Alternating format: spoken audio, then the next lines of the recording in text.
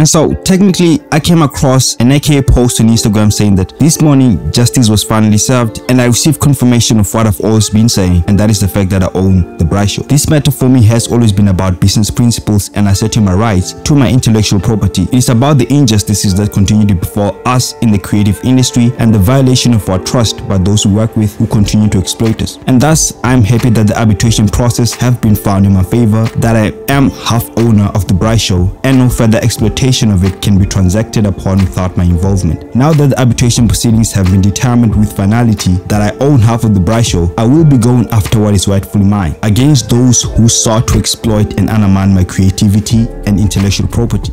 Briefly, aka was replaced by Cassper on the Braai show season 2 on SABC1. He tweeted the fact that he wasn't aware of the fact that Cassper was then hired to replace him, and said that the guys who hired Cassper being MakhuduCom didn't have the right to do so. And this arbitrator in this case sort of agreed with what I've always been saying, and that was the fact that in a partnership you can't treat the other partner like an employee. It's impossible, because that is what MakhuduCom was sort of asserting. They were saying that aka was hired to only be a presenter, and I asked a question, a very important question, and that was why there was a partnership in the first place. If the intention was to treat Keenan Forbes as like an employee, like Cassper was, why were they in a partnership with Keenan then? And that is a question that I found, they were going to have a very difficult time explaining. And that is why I think this arbitrator in this case has also agreed with what I said, and of course ruled in AKA's favor. And of course, if you don't understand what a partnership is and what is going on in this case, I think I have like a link down below that you can check, which explains fully what is going on and